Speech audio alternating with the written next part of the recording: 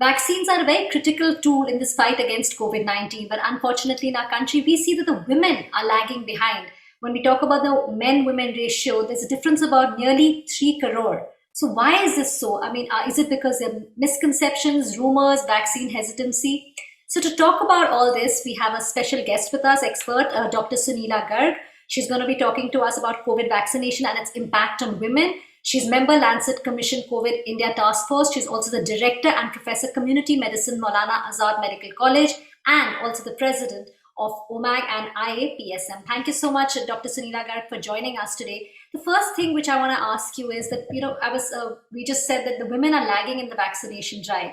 Why do we see this trend? Why such a big difference? And is it more in the rural part of our country? Ambika, your question is very valid, but I will take you back. Empowerment of women has never been a priority, number one, in our country. Number two, if you look at NFHS data 5, which has been released, in December 2020, 60% of the women never used, internet in different states. So, and, 20% of the women are having smartphones. So that is the extent of empowerment.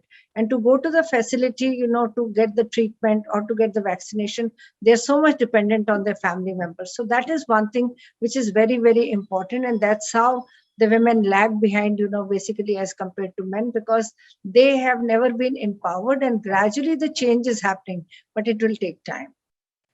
Okay, so another thing which is it, we've been reading a lot of stuff. There are a lot of myths and misconceptions, like, a vaccine could cause infertility, disrupts the menstrual cycle. So do you think this hesitancy for women to actually take the vaccine is also somewhere it's got to do with these rumors which have been going? Definitely. This is not only with regard to the women themselves that they do have hesitancy. It's the families themselves. Who decides for women? It's their mother-in-laws. It's their, family, which family also will say, that, okay, if you're going to go for vaccination, maybe, you may suffer from infertility. You must first complete your reproductive cycle, or you may suffer from menstrual disorders. What is the, use of taking the vaccine? You are apparently healthy. So, as I told you, always, Ambika, women's health has never been a priority, kind of. And this has been true with regard to her reproductive choices also now. And the same thing is being applicable with regard to when we talk of COVID-19 vaccination, because apparently, if you see, she appears to be healthy. So that's what the family says, particularly. And this is where the difference comes, with regard to men and women, or with regard to a male child versus a female child. Of course, we don't have vaccines. Gender perspective looms at large in our society.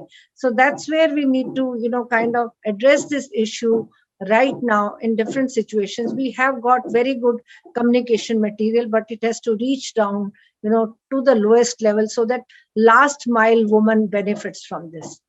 I think absolutely you put a very, very important point here, that it's high time, every time it's been the women suffering, whether it's nutrition, and now vaccine is a very critical